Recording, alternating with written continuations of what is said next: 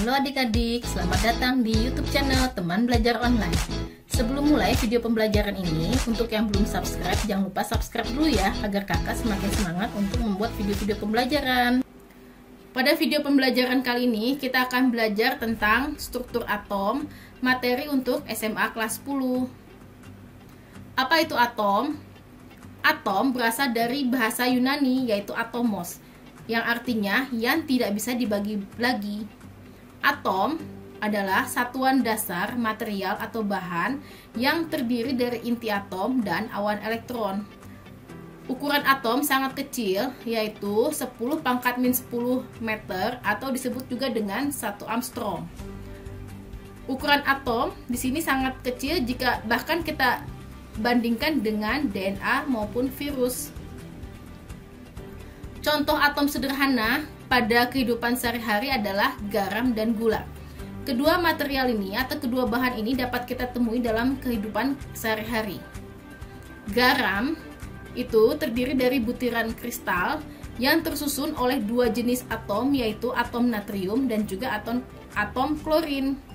Sedangkan gula juga berbentuk kristal, tetapi gula ini agak sedikit berbeda dibandingkan dengan garam karena gula tersusun oleh molekul gula yang terdiri atas atom oksigen, atom karbon, dan juga atom hidrogen.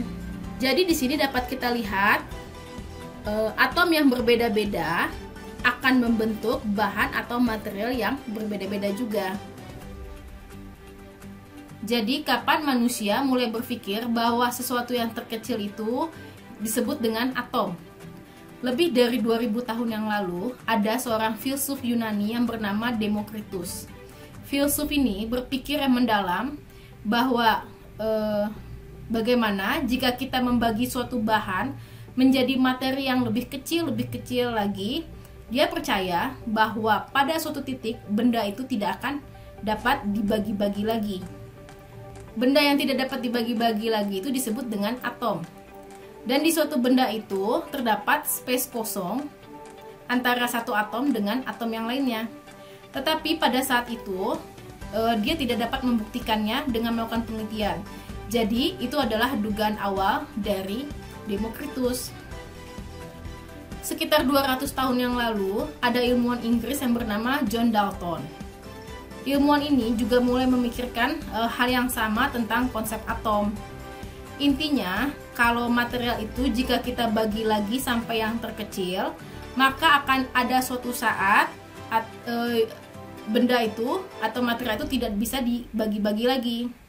Karena pada saat itu manusia belum bisa melihat atom karena masih belum ada mikroskop atau mikroskop belum berkembang dengan baik. Maka John Dalton bilang bahwa atom itu dimodelkan sebagai bola pejal. Dengan dimodelkan atom sebagai bola pejal dapat menjelaskan banyak hal, misalnya tumbukan antara satu atom dengan atom yang lainnya. Ya, selain itu kita juga dapat belajar bagaimana material itu dapat berubah. Contohnya dari es bisa berubah menjadi air, bisa berubah menjadi gas. Walaupun atom dimodelkan sebagai bola pejal menurut John Dalton, unsur-unsur itu memiliki atom yang sama untuk pada setiap unsurnya. Misalnya gas nitrogen itu terdiri atas atom-atom nitrogen, lalu gas oksigen juga terdiri atas atom-atom oksigen. Nah, ada prinsip-prinsip atom yang dibuat oleh John Dalton.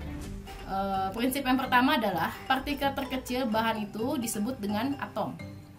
Atom, suatu unsur itu harus sama sifat dan masanya. Atom tidak bisa dibagi-bagi lagi, dibuat ataupun dimusnahkan. Hanya saja atom akan terlibat pada saat membentuk senyawa. Misalnya hidrogen dengan oksigen akan membentuk air menjadi sebuah molekul baru.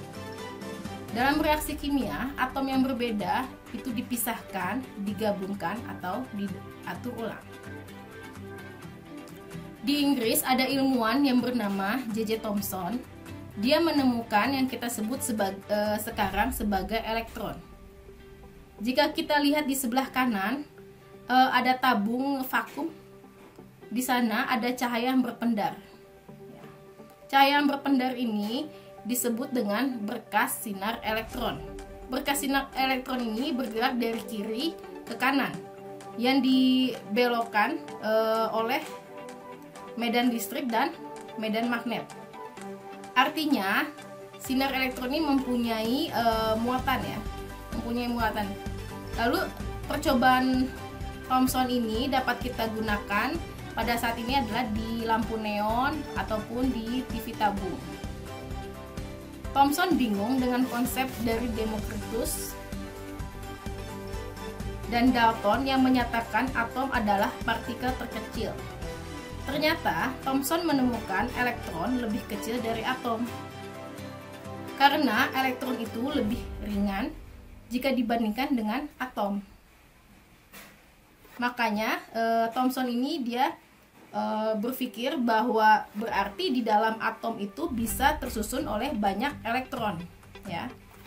Padahal atom itu bermuatan netral, sedangkan elektron bermuatan negatif. Akhirnya Thomson membuat model atomnya ada muatan positifnya yang tersebar merata, ya, yang tersebar merata di dalam sebuah bola, dan juga ada partikel-partikel elektron yang tersebar di dalam bola ini juga. Idenya itu didapat dari plum pudding atau yang kita sebut dengan roti kismis. Kismis itu adalah elektron-elektronnya, sedangkan rotinya adalah muatan positifnya. Sebenarnya Thomson bingung bagaimana dia cara membuktikannya bahwa model plum puddingnya itu benar. Dia meminta tolong mahasiswanya yang bernama Ernest Rutherford yang juga menjadi ilmuwan. Intinya Ernest ini itu ingin membuktikan bahwa model Thomson itu, model atom dari Thomson itu adalah benar. Dia meminta tolong mahasiswanya yang bernama Marsden dan Geiger. Eksperimen ini dilakukan pada tahun 1911, 10 tahun setelah Ronson menerima hadiah Nobel. Di situ sudah diketahui sinar-sinar radioaktif yang salah satunya dinamakan dengan partikel alfa yang bermuatan positif. Rutherford membuktikan dengan cara menembakkan sebuah material itu dengan sinar alfa, lalu melihat bagaimana hamburannya sinar alfanya, ya. Dia menggunakan lembaran emas dan detektor yang akan berpendar jika terkena oleh sinar alfa. Jika model Thomson itu benar, maka seharusnya elektron akan menyebar merata dan partikel alfa akan berjalan lurus, ya.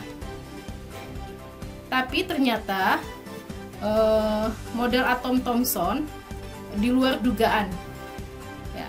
Setelah ditembak dengan partikel alfa, ada partikel-partikel alfa yang berjalan lurus, ya, dan ada juga partikel yang dibelokkan. Bahkan ada juga partikel yang dipantulkan oleh lembaran emas. Maka model Thomson ini ternyata tidak dapat dibuktikan kebenarannya. Berdasarkan hasil eksperimen, atom di suatu tempat, di bagian tengahnya ada inti yang bermuatan positif, sementara elektron-elektronnya bergerak mengelilinginya. Sehingga partikel alfa yang ditembakkan ada yang berjalan lurus, ada juga yang dipantulkan, bahkan ada juga yang dibelokkan. Partikel alfa yang dipantulkan itu muatannya bermuatan positif, karena muatan positif hanya akan tertolak oleh muatan positif lainnya. Sehingga Ernest Rutherford mengusulkan model atom Rutherford.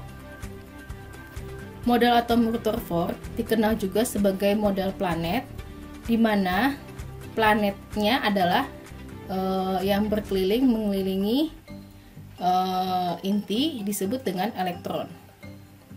Inti atom atau nukleus bermuatan positif dengan massa yang terkonsentrasi di pusatnya, yang kemudian diketahui terdiri dari proton dan neutron. Ternyata ukuran inti atom itu adalah 1/100.000 dari ukuran atomnya.